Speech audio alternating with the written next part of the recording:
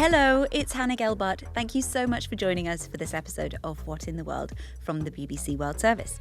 Today we're talking about dugongs. They're these kind of greyish sea creatures. They look a bit like dolphins or manatees if you haven't seen them. And they're affectionately called sea cows. No offence to them, but it's partly because they graze on seagrass. Dugongs can be found in the seas and oceans on the east coast of Africa and around Southeast Asia. But now Thailand is finding more and more of them dead there. So today we're going to find out why dugongs are dying out and what Thailand is doing to try and save them. I'm going to put my headphones on now because we have our guest, BBC reporter Panisa Aemocha, who I'm speaking to from Bangkok. Hello. Hi, how are you? Yeah, I'm good. Thank you for coming back on the podcast. You might have heard me trying to describe what dugongs look like, but I'm sure you can do a much better job. Like, what are their main characteristics?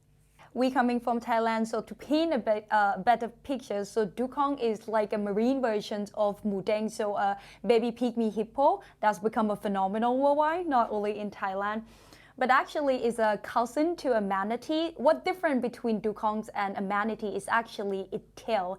The tail of dugong is like a dolphin, fluke-like tail, so that we're different. And a manatee live in fresh water, and dugong live in seawater. It's a marine sea animal or sea mammal. So it's actually, as you mentioned, it's gray or brown, and it can grow in length up to 3 to 4 meters, and also it can weigh as much as 400 kilograms. So it's quite huge. And as you mentioned, it lives along the coastal water from the East Africa to the Red Sea and also in Australia and Southeast Asia.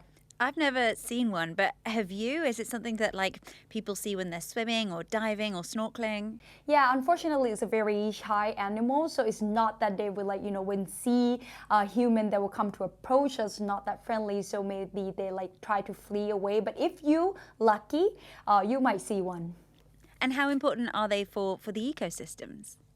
So dugong actually play a crucial role in their ecosystem. So their feeding behavior actually help maintain the health of seagrass bed by controlling the growth of the plant. They also help spreading seagrass seed as well, just like the animals when they go around in the sea. So they actually are really important for the environment. It's also important to note that actually seagrass meadows are highly effective at capturing and storing carbon. So actually dugong actually help out with the climate situation as well.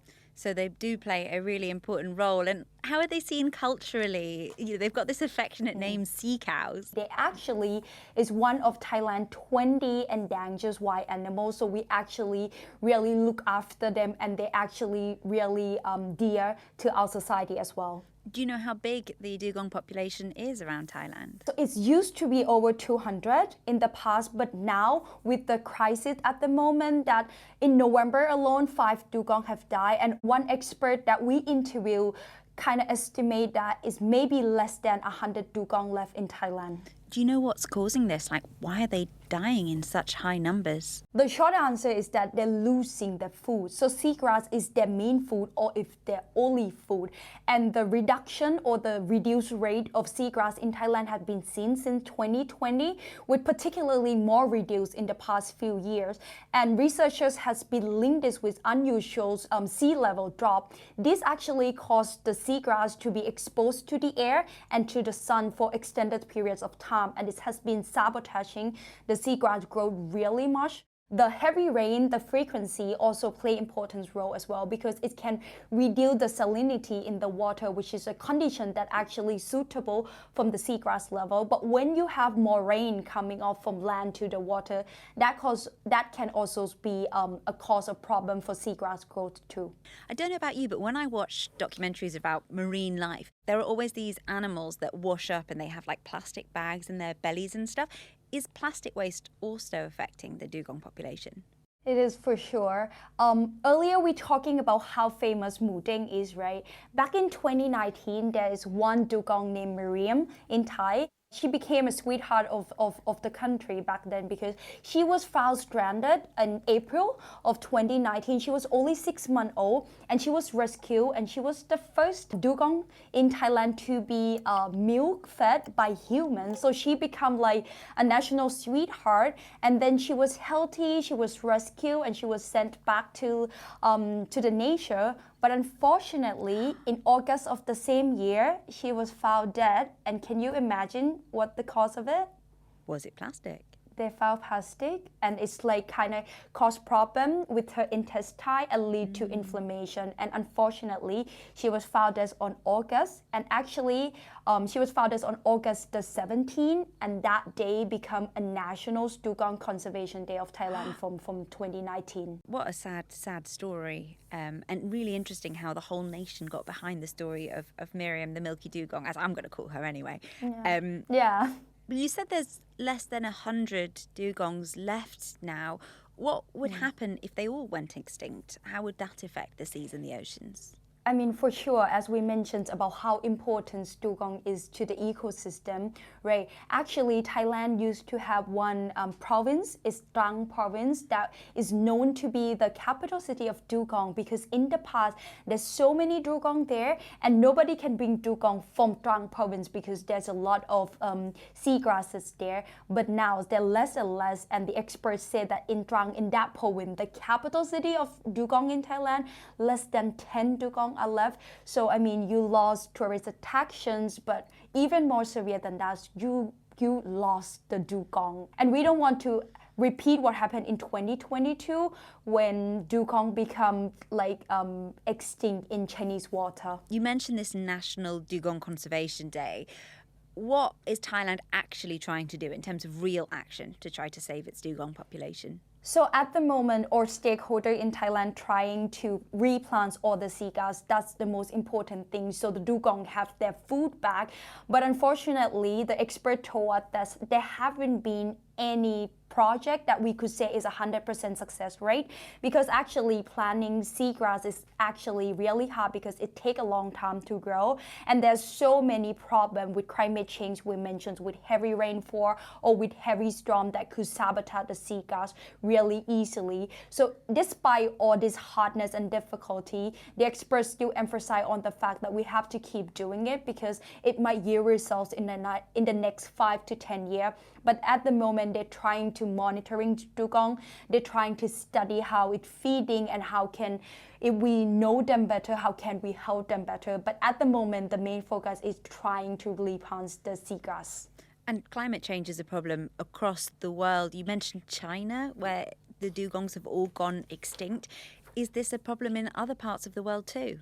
Yeah, actually, I mean, dugong has been on the listed as vulnerables on the IUCN red list, right? And have been considered endangered since 1982. It is still is. So it's not only the problem in Thailand or that it become extinct in China already. Australia, which is actually home to the largest dugong populations in the world, also reporting the declining of dugong population in some area due to the same thing, due to the seagrass that like has been on the reduced rate as well. So you can see that climate change actually affect the whole world.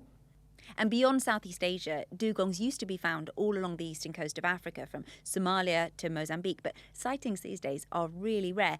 That's except for in Bazaruto National Park, which is in Mozambique. And Evan Trotsuk works in Bazaruto for the NGO African Parks and sent us this voice note about the situation there.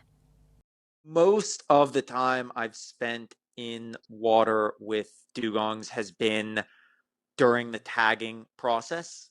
It's always a very special experience.